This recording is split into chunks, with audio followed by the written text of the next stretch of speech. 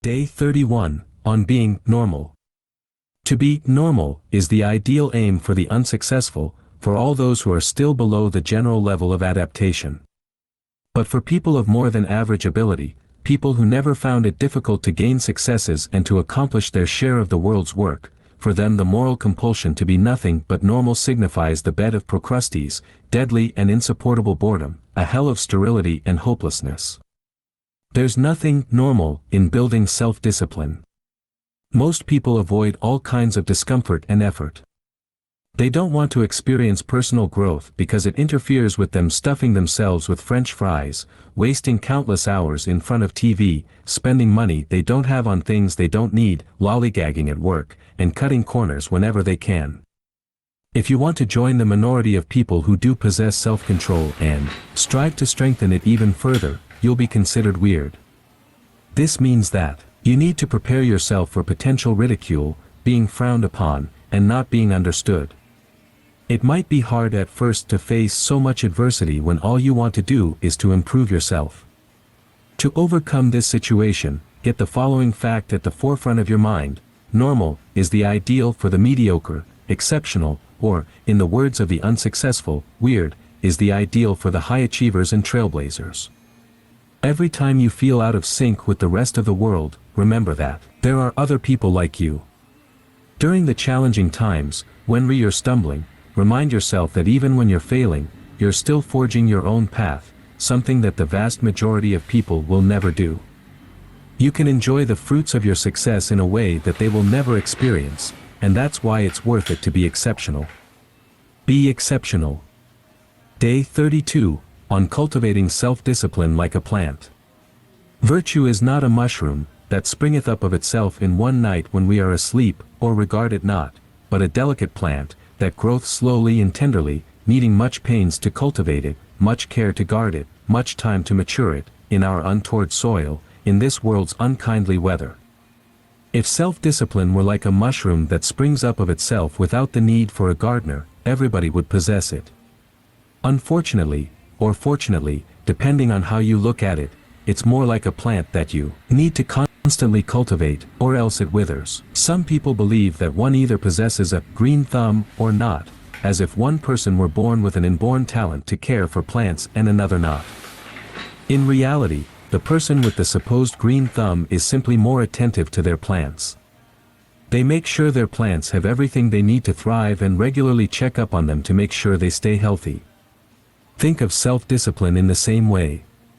You plant its seeds the moment you decide it's time to stop coasting through life and prioritize long-term rewards over instant gratification. However, this moment is just the very beginning, as in the case of planting the seed for a new flowering plant, there's a lot of time and energy you'll still need to invest to make it bloom. If you want to have a beautiful plant, you can't water it occasionally or move it from one place to another every other week. Ask yourself, what kind of a gardener am I for my own self-discipline? If your self-control were a plant, how would it look based on how you've been cultivating it the past years? Day 33, on things you can't rush. The bearing of a child takes 9 months, no matter how many women are assigned. Patience and self-discipline are close cousins. If you want to reject instant gratification for the sake of accomplishing your long-term goals, it might take months or years before you receive your big compensation. Without patience, you'll get nowhere. While sometimes you can force results to come more quickly, by pushing yourself harder and being as diligent as you can during the process, oftentimes things take time and there's no way to rush them, no matter how many resources you apply. Like pregnancy, some things follow a natural schedule you can't control. If you fail to identify which things cannot be rushed, you might misapply the power of self-discipline and instead of achieving them more quickly, fail to achieve them at all. For example, a body has a natural limit of how much body fat it can burn during a week without breaking down your muscle. If you try to rush the process, by starving yourself, the most likely end result is an unplanned cheat week that will not only take you back to square one, but most likely add some additional body fat to your frame. Even with things that are difficult to measure, such as learning to control your mind so that you can eventually radiate optimism, you can't force yourself to change overnight. Rewiring your brain takes time, and it doesn't matter how much time you spend meditating or reading books about emotional control, a process that is so profound takes time. Generally speaking, if it has taken you years or decades to develop a negative trait, don't expect that you can reverse it within weeks or months. Approach such undertakings with the belief that you'll do your best, but that you won't get discouraged or frustrated if the process is slow. It would be as futile as a woman complaining that pregnancy lasts 9 months. Day 34, on enlightenment. Before enlightenment, chopping wood and carrying water. After enlightenment, chopping wood and carrying water. It's tempting to believe that, after enough time passes, suddenly you'll attain enlightenment and acquire permanent, unbreakable self-control. In reality, there's no sudden awakening that will happen if you deny temptations for long enough. Just like today you're consciously choosing to reject a chocolate bar so you can enjoy an attractive physique a year from now you will still need to reject a chocolate bar to maintain the body you attained. There are no secret powers that self-disciplined people have somehow attained that give them magical powers to resist temptations. Despite having built a healthy, fit physique, I still fight, and sometimes fail, to overcome temptations. I still need to make sure my plates are full of satiating, healthy foods so that I don't fill them later on with something less than healthy, yet again. I still need to monitor how much I eat and avoid places where I'm likely to overeat. I still do full-day fasts every now and then to practice self-control that is associated with hunger. No matter the challenge, I still mostly use the same strategies I'd been using prior to accomplishing my goals. The actions don't change. What changes is the person performing them. For example, rejecting chocolate today may feel like the greatest punishment in the world. A year from now, rejecting chocolate is simply a fact of life. You want to stay in top shape, so you don't stuff yourself with chocolate on a daily basis. It will still require self-control, but as long as you diligently exercise your willpower muscle, the temptation will most likely be easier to overcome. And in the end, that's what building self-discipline gives you, an easier life, through voluntarily choosing to live it the hard way. Day 35, on the value of difficulty. What we obtain too cheap, we esteem too lightly. Easy successes may be pleasant, but if they're the only successes you achieve, you'll come to expect quick, effortless results. Then, when life hits you hard with a difficult challenge, you'll lack the mental toughness to overcome it. Moreover, you'll never appreciate the easy successes as much as the ones that required blood, sweat, and tears. Does it mean that you should reject easy successes and seek the most difficult ways to accomplish your goals? Of course not. However, you should make sure that you don't deliberately avoid hardships. Resist the temptation to set your aims low. Scoring exclusively easy wins might feel good, but you're limiting your potential that way. Over the long term, make sure that you always have at least one big, ambitious, and demanding goal in life, as that's where the power of self-discipline shines, where most personal growth happens, and which delivers the greatest feeling of having accomplished something worth doing. Week 6. Day 36, on pushing your limit step by step. That day, for no particular reason, I decided to go for a little run. So I ran to the end of the road. And when I got there, I thought maybe I'd run to the end of town. And when I got there, I thought maybe I'd just run across Greenbow County. And I figured, since I run this far, maybe I'd just run across the great state of Alabama. And that's what I did. I ran clear across Alabama. For no particular reason, I just kept on going. I ran clear to the ocean. And when I got there, I figured, since I'd gone this far, I might as well turn around, just keep on going.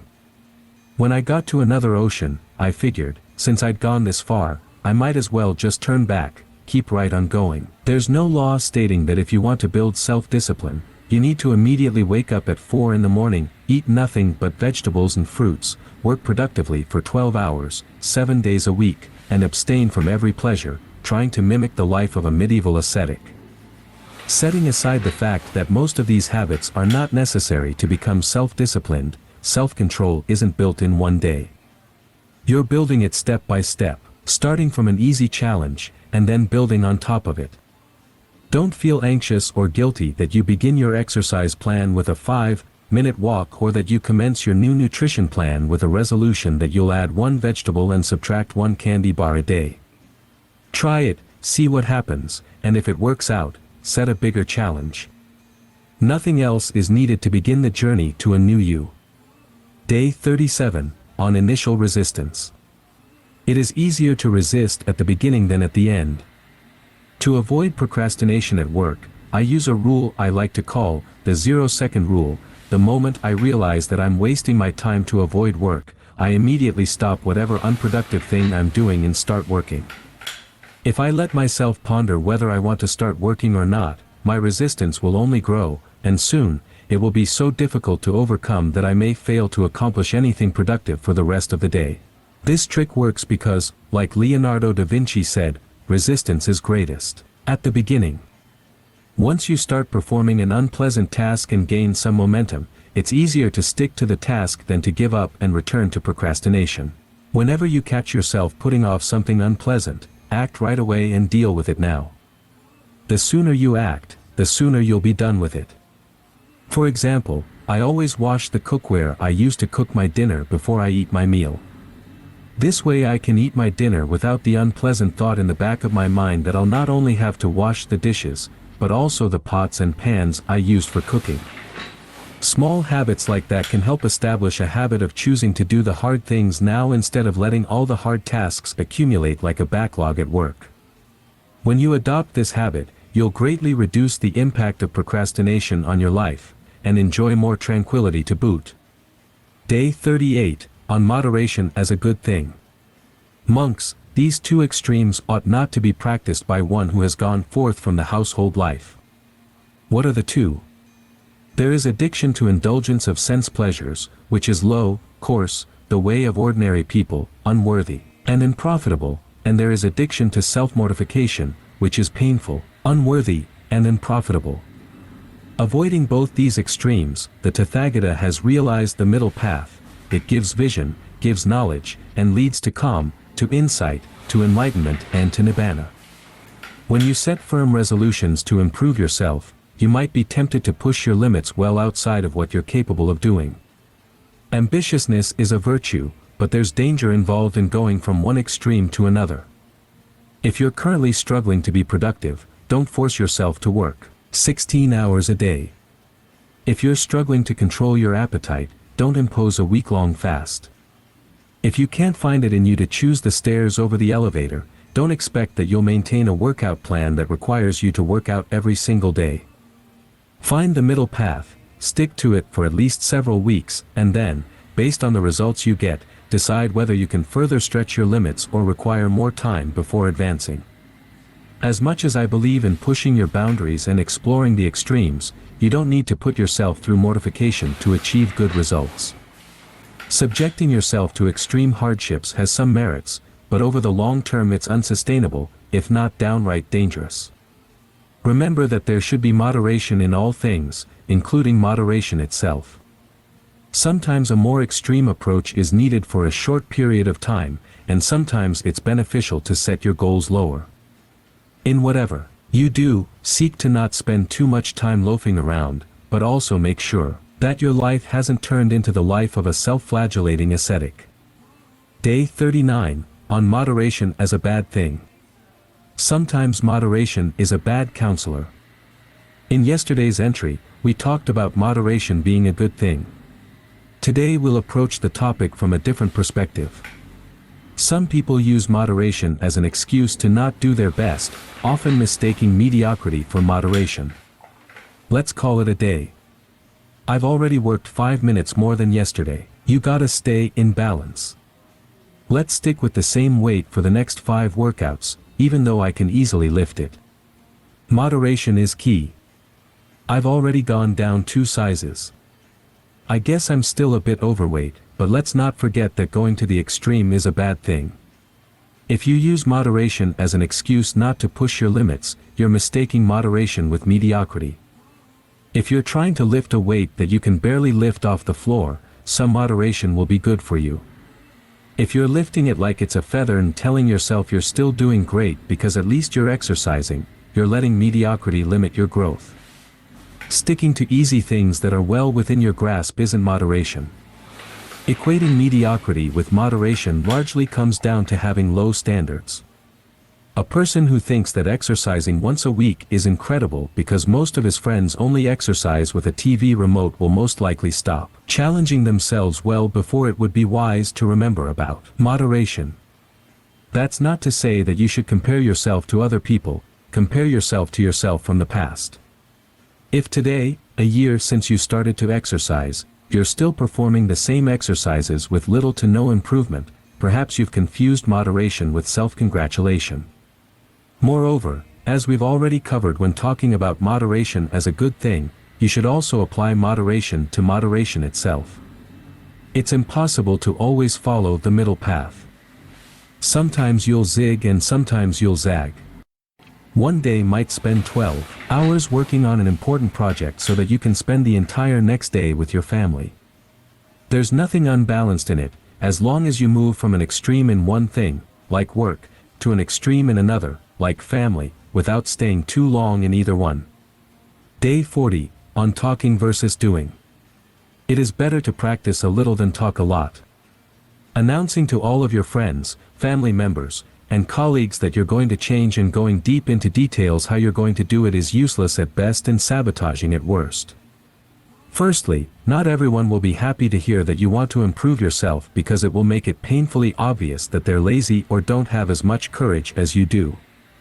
Instead of support, you can receive criticism that might make you less likely to act upon your dreams. Secondly, research suggests that announcing your plans makes you less motivated to accomplish them. By talking about your plans, you get the erroneous satisfaction that you've already taken action to change yourself and consequently, you're less likely to take real action. If you want to tell your friends about your new goal, choose a person whom you know will support you. In addition, instead of telling them in a self-congratulatory way that you're finally going to achieve your dreams, ask them to hold you accountable if you don't honor your resolution. Day 41, on arrogance. Receive wealth or prosperity without arrogance, and be ready to let it go. Never take self-discipline for granted or assume that if you can control your urges, you're now invincible. Humility plays an important role in helping you maintain self-control. An arrogant person will be more likely to unnecessarily test their willpower, which will eventually lead to their downfall. This happens because of the restraint bias, the tendency for people to overestimate how capable they are of controlling impulsive behaviors. Research shows that people who had an inflated belief in their self-control overexposed themselves to temptations, such as recovering smokers putting themselves in situations tempting them to smoke, which increased the risk of a relapse. Assume that your self-discipline is like prosperity. It's possible that it will stay with you for a long time, but it's also possible that it will disappear. Consequently, you'll work harder to keep it in your life. If it does go away when you make some mistakes, you'll accept it with more tranquility and be more likely to regain it quickly. Day 42, on diligent practice. You can know how to win through strategy with the long sword, but it cannot be clearly explained in writing. You must practice diligently in order to understand how to win. Miyamoto Musashi 41.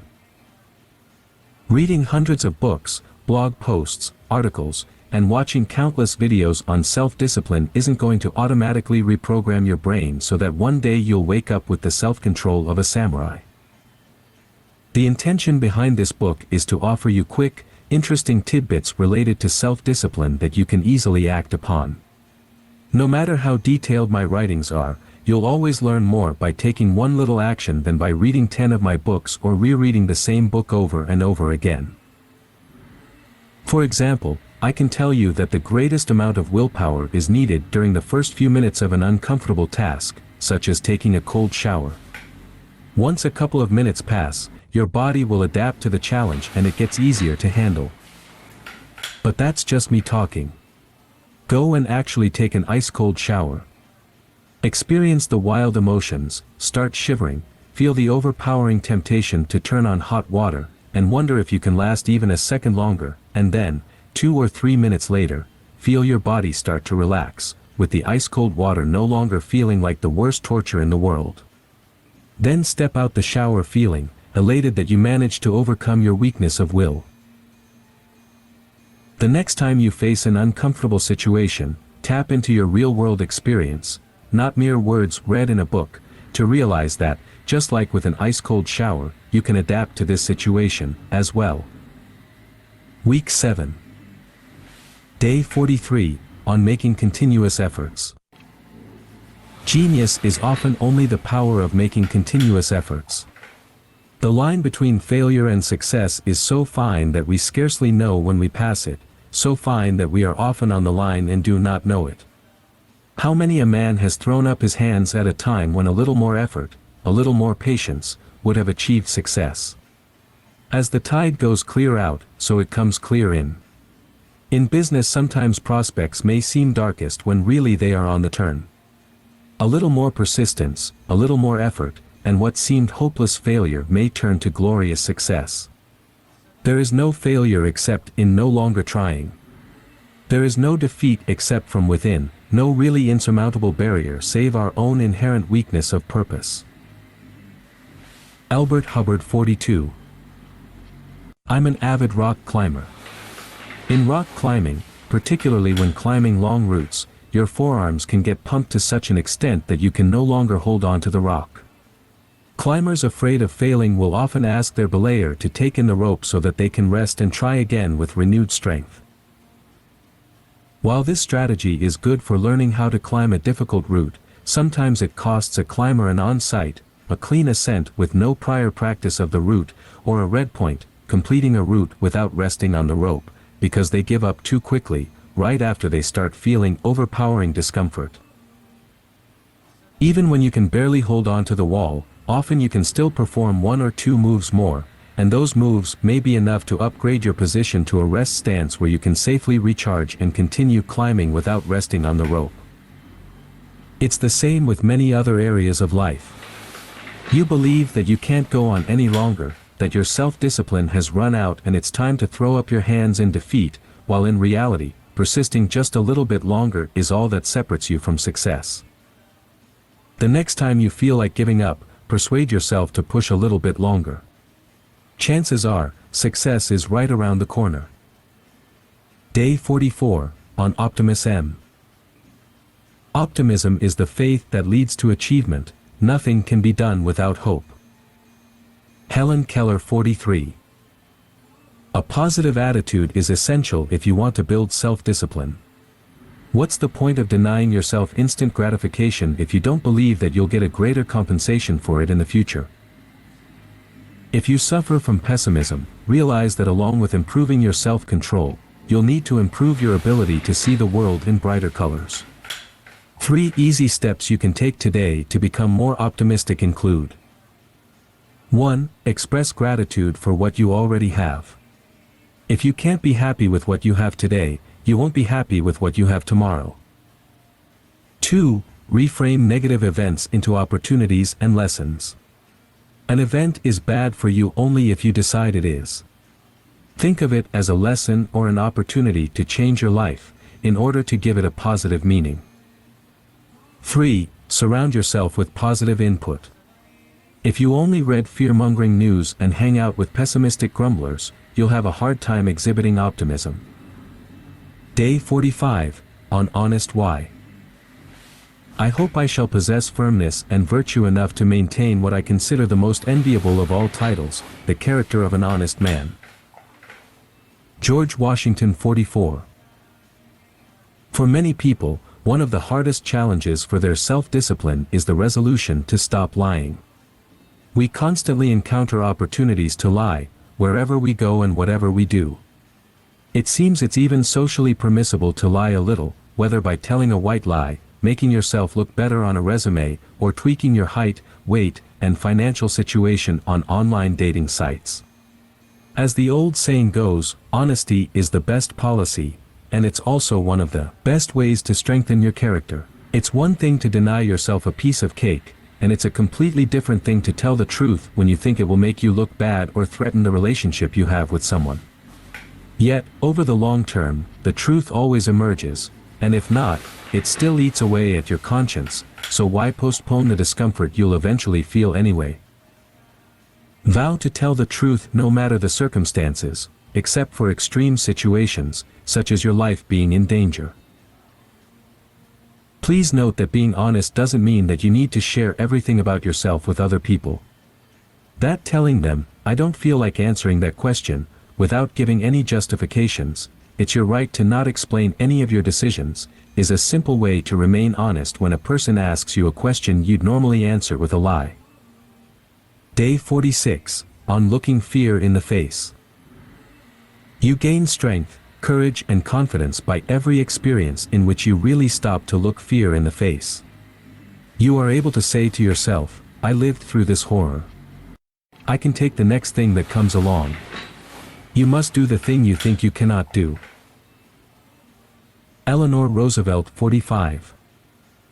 Self-discipline is a lot like dealing with fear. When you face temptations, look them straight in the eye and send them packing. The next time they appear in your life, you'll be able to say to yourself, "I managed to overcome them once. I can handle them this time as well." The more times you successfully overcome the temptations, the easier it will be to handle them again. Regular practice will make you less susceptible to temptations and even more likely to ignore them, just like looking fear in the face will make you more likely to act in spite of it. Granted, it's not that with enough experience, you'll become unconditionally self-disciplined, just like you won't one day stop being afraid of anything.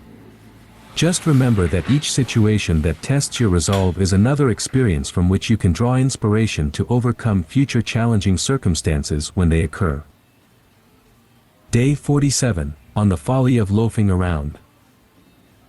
The loafer believes he is enjoying life, but sooner or later he must face disillusion. Fausto Cercignani, 46. Since self-discipline shines in the long term, and often doesn't seem to provide any benefits in the short term, you may be tempted to believe that people who are loafing around have it better. While you're watching your finances like a hawk, they spend money they don't have and show off with all the new cool gadgets. While you're eating a salad and washing it down with a cup of green tea, they're eating a bag of delicious potato chips and gulping down sugary cans of Coke. While you feel like throwing up during your workout from trying to squeeze out one more rep, they squeeze more mayo out of the bottle to put it on the French fries they gorge on while watching their favorite TV shows. It might seem they have it better, but sooner or later the person exposing himself or herself to discomfort for the sake of achieving their long-term goals will come out on top, while the people loafing around will get to feel the negative consequences of their laziness. Irresponsible spenders will realize they're on the brink of bankruptcy. Potato chip addicts will be diagnosed with diabetes. The inactive TV fans will start taking hypertension medication. You, on the other hand, will look back at your past sacrifices and smile, happy that you've never succumbed to the temptation to take it easy and loaf around.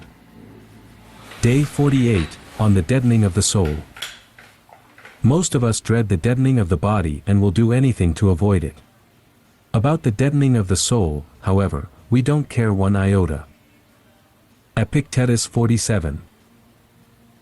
It's curious that millions of people all over the world spend countless amounts of money and time to improve their appearance through the use of cosmetics, plastic surgery, expensive clothes, supplements, and other treatments, but spend little to nothing on improving themselves on the inside. It's more important to avoid wrinkles than to prevent negative habits from forming.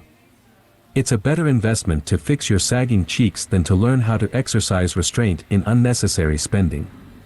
Nobody will comment or even notice your deterioration of mental toughness and a growing preference for complacency over growth, but everybody will praise you for your new clothes. $10 for a book that can change your life is too expensive. $100 for another pair of jeans is a screaming deal. Your spending habits, including spending in the monetary sense and the investment of energy or time, reveal your true priorities. How much do you spend on your external appearance, and how much do you expend on developing your inner world? Is the proportion healthy, or do you find it hard to justify spending for personal growth, but never fail to invest in your superficial appearance? Day 49, on obeying lusts. Bad men obey their lusts as servants obey their masters. Diogenes Laertius 48. A forbidden fruit is the sweetest. If it weren't so pleasant to submit to your urges, nobody would ever struggle with self-discipline. However, notwithstanding how much pleasure it can bring, it's important to see the temptation for what it is, your enemy on the path toward freedom. Obeying your lusts enslaves you, while rejecting them increases your freedom. The reward you'll get for not succumbing to your temptations will more than make up for the price you pay today for missing out on the instant gratification. Self-disciplined people may appear to some as if they were the ones being enslaved. After all, they're the ones whose lives are so limited, they don't get to eat junk food, they follow a strict routine, deliberately expose themselves to discomfort, and reject what society considers the spice of life: gluttony, laziness, and engaging in other vices. What the critics fail to see is that, through the rejection of those temptations, the self-disciplined become the masters of their lives. They serve the goals chosen by themselves instead of fleeting, spontaneous temptations. They choose to forego temporary satisfactions for deeper, more lasting ones later on.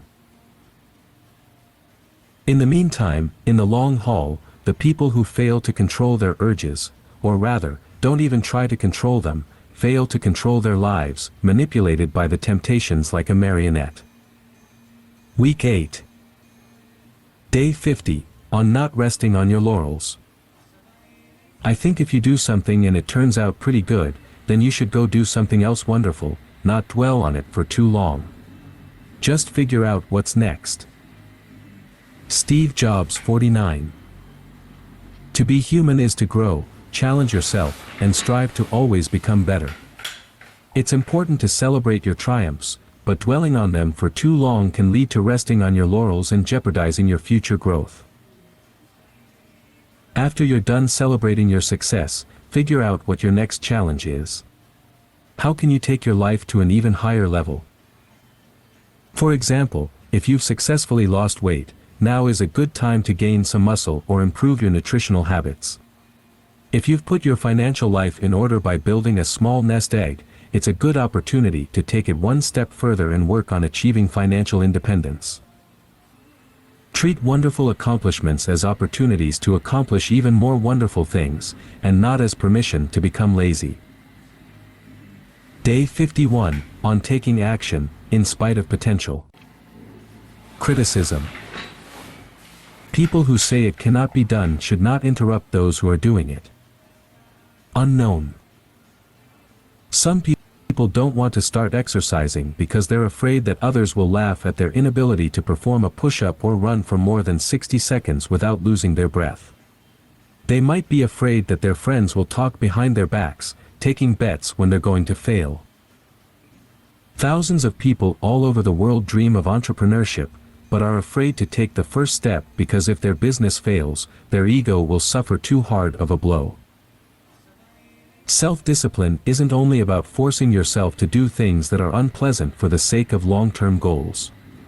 It's also about resisting the temptation to stay mediocre in order to avoid criticism. True, staying in your comfort zone is safe and there's little criticism you'll encounter along the way. However, there's a high price associated with this choice. You won't ever get to change your current situation. Over the long term, how important is it really that some unintelligent meathead smirks at you at the gym when you're struggling to complete a set of push-ups? Is the momentary pain of that really greater than the pain of regret when you realize that another year has passed without you acting on your goals? Day 52, on thinking for yourself. When I meet someone, I consider how normal their life is. I do this not because it's a 100% accurate heuristic on how much I'll respect someone, but because it's damn close. If you have a totally normal life, then there are only two possibilities: you've thought through every aspect of your life and miraculously agree with society on each one, or you don't think at all. I try not to associate with people who don't think. Tynan 50. Self-discipline is hard to attain, and because it's not common, sooner or later somebody will deem your behaviors abnormal. I maintain a healthy weight and physique, but I still fast for 16 to 20 hours daily, and abstain from food for 36 hours or more every several weeks. My relationship with food is often criticized by other people. If I don't stuff my face with food every 3 hours, then surely I've developed an eating disorder. The norm is to eat often, and if your behavior differs from it, you're weird. However, I do what I consider to be best for me, and I refuse to follow different eating habits merely because it's the most common way of doing things. It's difficult to trust your own judgment when everybody around you is doing something different, but if everything you do is in accordance with society's norms, then what you're going to get is the same results as everybody else does who follows those norms. So what if others think it's weird that you'd rather save money instead of buying a new car every 2 years? You're the one who has less financial stress, even if it costs you a little to reject the temptation to spend money unnecessarily. So what if you're not partying every weekend like everybody else and instead work hard to grow your business? You're the one who will eventually enjoy wealth, while those others will complain about their finances for the rest of their lives. So what if people consider you weird because you go to sleep at 9 and wake up at 5 in the morning, while they stay up until 2 in the morning watching TV shows? It's you who's going to get more done by 10 in the morning than they'll accomplish in the entire week. Trust your own judgment and think for yourself. It's better to suffer from your own choices than waste your life away because you were mindlessly following the herd. Day 53, on having a burning yes inside. You have to decide what your highest priorities are and have the courage, pleasantly, smilingly, non-apologetically, to say no to other things. And the way to do that is by having a bigger yes burning inside. Stephen Covey. Without the bigger yes burning inside of you, there's no way you'll continue making the uncomfortable choices over the long term for the sake of your goal. The primary reason why I stuck to entrepreneurship, despite countless failures, was my intention to help my parents build a house in the countryside. It was their dream, and by extension, my dream. This big yes had been burning inside me no matter what was happening with my business. Even after another big defeat, I still knew that I would never lay down my arms in the fight to become able to give them their dream. If you have such a strong yes inside you, you'll also refuse to surrender the fight to achieve your dream. Your burning yes will also help you pinpoint your priorities and disregard distractions. For example, if you decided to save money for the future education of your child, saying no to spending money on things you'd like to have, but don't need, would be much easier than without such a powerful motivator. You would be focused on the long view of where you wanted to be when your child was older. If your biggest dream in life is to become a surgeon, you won't feel apprehensive about declining an invitation for a party because you want to prepare yourself for an important exam. The yes burning inside you would be stronger than the fear of missing out on a few hours spent drinking with your friends. Granted, as we've already discussed, there should be some balance in everything, but generally speaking, you'll do well if you can discover a burning reason why you want to accomplish a given dream and unapologetically say no to anything that might threaten your chances of making it come true. Day 54, on underestimating the long-term approach. H. We always overestimate the change that will occur in the next 2 years and underestimate the change that will occur in the next 10. Don't let yourself be lulled into inaction. Bill Gates 51. Bill Gates' quote refers to the evolution of personal computing, but the world of self-discipline isn't any different. A staggering number of people give up on their goals just weeks or months into them, discouraged that they still haven't reached their goals or that their results are lackluster. Sorry to have to break it to you, but the world doesn't work that way. With few exceptions, nobody can build a successful business in 6 months, achieve a perfect physique in 3 months, learn a new language in 4 weeks, or become a self-disciplined person overnight. However, the sky is the limit for those who are in it for the long haul. 10 years of dedicated practice can turn anyone into a world-class expert. When you gain momentum, you'll get exponential results. The trick is to stick to your goals long enough for the velocity to accrue. For example, in the first year you might only get your business off the ground, but in its 3rd or 4th year it can explode virtually overnight. What actually happens is not an overnight success, but a process that took place over several years, during which it built upon itself in an exponential way. When you look at my catalog of books, you might be tempted to say that I succeeded right away. Martin's first book became a bestseller, so it's possible to become a best-selling author in a few months. That would be a great example of overestimating what you can achieve in a short period of time. My first book wasn't actually my first book. I'd been writing articles, blog posts, books, etc., for a long time before I started writing about self-discipline. It was a process of well over 10 years that resulted in my becoming a best-selling author. Whenever setting a new goal, take the long-term approach. Unlike the person who assumes that their world can change overnight, be in it for the long haul, and the short-term fluctuations won't make you give up. Day 55, on bearing misfortune's noble why. Remember too on every occasion which leads thee to vexation to apply this principle, not that this is a misfortune, but that to bear it nobly is good fortune. Marcus Aurelius 52. Hardships are a part of life, and while nobody, with the exception of masochists, enjoys pain, they can be valuable because they present an opportunity for personal growth. I like to say that you discover how deep your self-discipline goes when you struggle, and not when everything goes well. You aren't self-disciplined because you worked hard when you were fired up to work.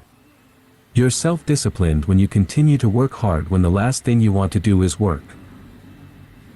You aren't self-disciplined because you can't afford candy, so you don't eat it.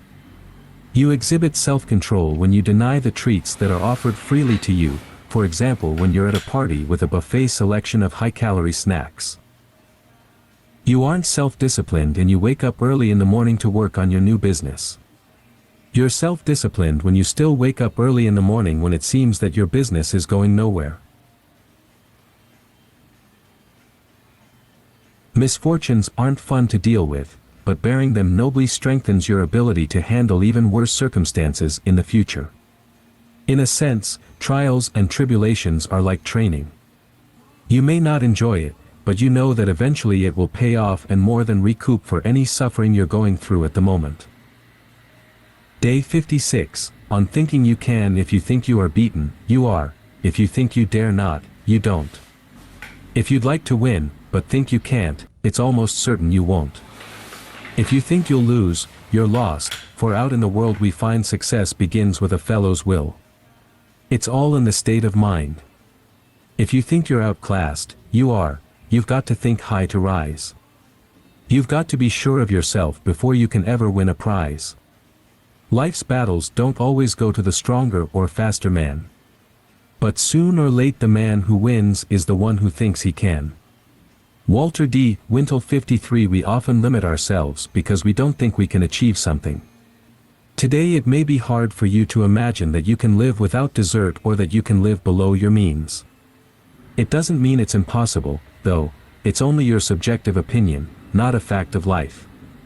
Moreover, thinking that you're unlikely to win means that you'll put in less effort than you could. Why would you work your fingers to the bone if you were uncertain of success? Rock climbing has made it particularly clear to me. When you approach the route thinking that it's beyond your abilities, you won't do your best. After all, Why try your best if you know that you aren't going to climb it anyway? You'll most likely give up when you encounter the first obstacle, while a person thinking they can climb it will fight as hard as they can to keep climbing. In the end, the person that doesn't believe in their abilities will give up along the way, while the person that is certain of their abilities will reach the top. Periodically try things that you think are outside of your ability with a positive attitude and the belief that you can succeed. Chances are you'll get a positive surprise and achieve something you thought was beyond your reach. Week 9. Day 57, on 2 types of happiness. People who have high levels of what is known as eudaimonic well-being, the kind of happiness that comes from having a deep sense of purpose and meaning in life, think Mother Teresa, showed very favorable gene expression profiles in their immune cells. They had low levels of inflammatory gene expression and strong expression of antiviral and antibody genes. However, people who had relatively high levels of hedonic well-being. The type of happiness that comes from consummatory self-gratification, think. Most celebrities, actually showed just the opposite. They had an adverse expression profile involving high inflammation and low antiviral and antibody gene expression. Science suggests that the fleeting happiness you get from succumbing to a temptation is inferior, at least when it comes to its effect on how your genes express, to the type of happiness you can draw out of a sense of purpose and meaning in life. According to the study, a person guided by a deep sense of purpose is less likely to suffer from inflammation and more likely to have a stronger immune system. While both types of happiness can generate the same positive emotions, it's those with high levels of eudaimonic well-being that benefit more. Since the results come from a study on just 80 participants, we shouldn't treat the conclusions as a broadly applicable scientific fact. However, there's definitely immense power in having a mission in your life. When all of your decisions are aligned toward a better future, even if you're suffering at times because things don't go as planned or it's hard to maintain self-discipline, you wake up fired up, with vigor and a sense of purpose you'd never get if you were to prioritize hedonic well-being. Day 58, on cultivating physical excellence. For in everything that men do the body is useful, and in all uses of the body it is of great importance to be in as high a state of physical efficiency as possible. Why, even in the process of thinking, in which the use of the body seems to be reduced to a minimum, it is matter of common knowledge that grave mistakes may often be traced to bad health. And because the body is in a bad condition, loss of memory, depression, discontent, insanity often assail the mind so violently as to drive whatever knowledge it contains clean out of it. But a sound and healthy body is a strong protection to a man, and at least there is no danger then of such a calamity happening to him through physical weakness. On the contrary, it is likely that his sound condition will serve to produce effects the opposite of those that arise from bad condition. And surely a man of sense would submit to anything to obtain the effects that are the opposite of those mentioned in my list. Besides, it is a disgrace to grow old through sheer carelessness before seeing what manner of man you may become by developing your bodily strength and beauty to their highest limit. Socrates points out that there are several dangers in not cultivating physical excellence. First, an unhealthy body leads to an unhealthy mind. Can a person suffering from preventable health disorders dedicate all of their resources toward personal growth? Physical debilitations that you can overcome with your own efforts, such as obesity or a weak immune system due to bad nutritional habits, sap your energy and limit your potential. If you're constantly getting sick, how likely are you to maintain self-discipline? I don't know about you, but whenever I get so sick that I can barely walk around the house, my routine is out of the window and it takes a considerable amount of time to return to it. The more often you get sick, the more difficult it is to build new habits and maintain successful routines. Second, a strong body is better prepared, both physically and mentally, to deal with any health problems that you can't prevent. Consequently, you can more quickly recover from those hardships, or accept them with more ease, and refocus your efforts on your most important long-term goals. Last but most definitely not least, developing your body to your own highest limit, which doesn't mean becoming a muscle head or having a perfectly sculpted body, is a valuable goal in itself. It shows you how much you can push your limits, teaches you how powerful long-term dedication can be, and can transform your entire mindset. In fact, just cultivating physical excellence on its own can develop powerful self-discipline. I can attest to these benefits. When I started exercising and my body began to change, I soon saw my mental state reflect the positive external changes. A great amount of the experience I have had with overcoming temptations and sticking to my resolutions comes from physical activity and my resolve to become the strongest person I can. If you aren't putting your health and fitness first, it's high time you change that. Day 59, on your vices masquerading as virtues.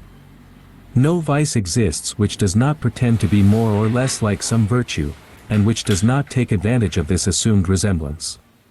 Bad habits are so difficult to give up not only because they're pleasant, but also because they often masquerade as virtues. When you think of your vice as a friend rather than your enemy, it's even harder to eliminate it from your life. For example, people who sleep in and suffer from low productivity might claim that, thanks to staying up late, they have a great social life. They fail to notice they're paying too high a price for a benefit they could obtain in a different way without jeopardizing their long-term goals. I used to believe that it was good to jump from one business idea to another.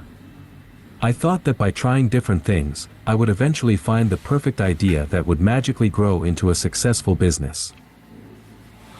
In reality, I lacked the self-discipline to focus and wasted several years on endeavors that were destined to fail. Were there some benefits in spreading my attention so thin? Certainly. They weren't more valuable than what I was losing, though, and what I considered a virtue was actually a vice that was sabotaging my goals. Are there any vices of yours that might masquerade as virtues? Question your deeply held beliefs and ask yourself if your supposed virtues are indeed helpful, or perhaps they're like a friend that gives you $1 with one hand while stealing $5 from your wallet with the other. Day 60, on pressing on. Nothing in the world can take the place of persistence. Talent will not. Nothing is more common than unsuccessful men with talent. Genius will not. Unrewarded genius is almost a proverb. Education will not. The world is full of educated derelicts. Persistence and determination are omnipotent. The slogan, "Press on," has solved and always will solve the problems of the human race. Calvin Coolidge. When in doubt, press on. It sounds obvious and trite, yet the simple fact of life that people who are persistent are usually more successful than less determined geniuses often escapes us. Time heals all wounds, and time, or rather, persistence that is exercised over a long period of time, also leads to success. In the world of self-publishing, many authors are extremely talented, but they fail to achieve success because they give up after releasing one or two flops. Meanwhile, the ones who initially lack writing skills or formal education but keep on going, writing one book after another until one finally succeeds, are the ones who occupy the bestseller lists. People who can speak foreign languages aren't born with a gene that allows them to acquire them quickly. Most of them aren't smarter than you or me, yet they manage to master several languages, including the ones that are thought to be almost impossible to learn by a foreigner. Their secret lies in persistence. If you learn 10 new words a day, you learn 3,650 words a year. Consequently, within a few years you'll possess an extensive vocabulary, all thanks to a small, daily time investment that doesn't require any special talents or being a genius. If you're currently struggling with your goal, remind yourself that even if you feel like you're lost in a maze, pressing on will eventually help you reach your destination, and in many cases, it's the only thing that separates the winners from the losers.